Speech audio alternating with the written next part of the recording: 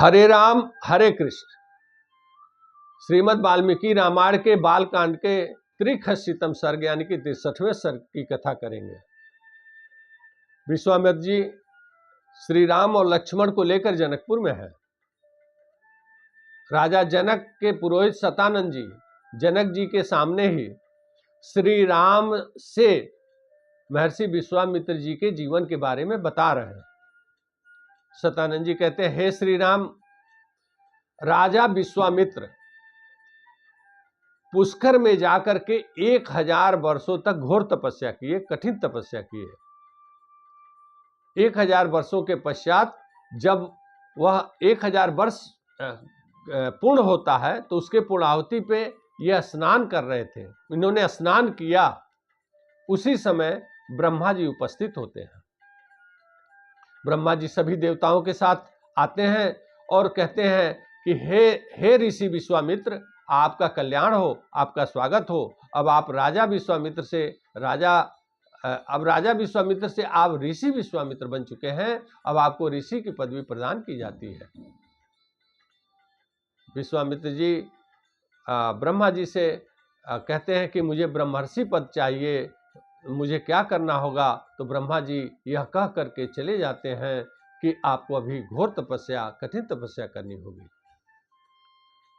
पुनः विश्वामित्र जी कठिन और घोर तपस्या में लग जाते हैं।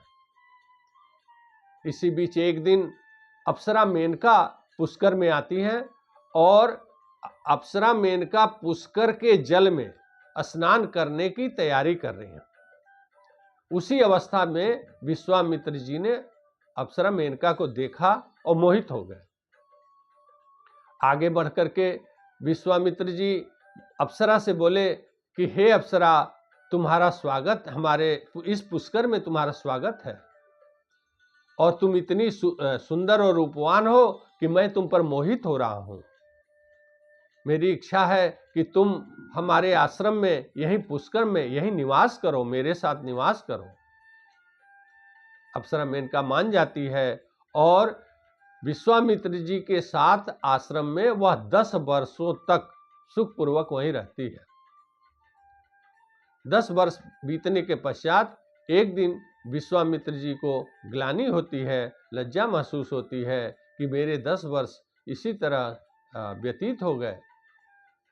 तब वह अप्सरा मेनका को मधुर वाणी में समझाते हैं कि हे अप्सरा, तुम अब अपने स्थान को लौट जाओ और हमारी तपस्या में जो कुछ बाधा पड़ा है, मुझे लगता है कि यह देवताओं का इसमें षड्यंत्र है।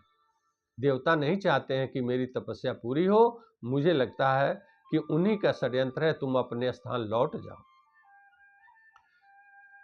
इस प्रकार मधुर वाणी से समझा करके मेनका को जब विश्वामित्र जी लौटा देते हैं, फिर वह स्वयं भी पुष्कर छोड़ देते हैं।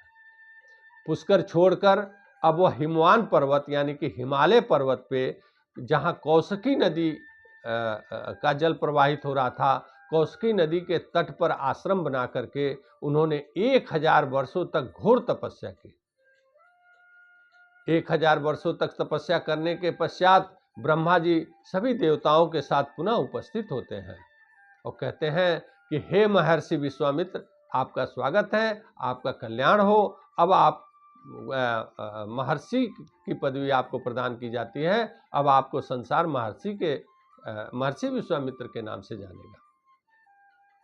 विश्वामित्र जी ब्रह्मा जी से कहते हैं कि हे भगवान, मैं ब्रह्मर्षि बनना चाहता हूं। अगर आप मुझे ब्रह्मर्षि का पदवी दे दें तो मैं अपने आप को जितेंद्रिय समझूंगा। ब्रह्मा जी कहते हैं, नहीं हे महर्षि, अभी आप ब्रह्मर्षि के पदवी लायक नहीं है, अभी आप जितेंद्रिय नहीं है, कदापि नहीं है।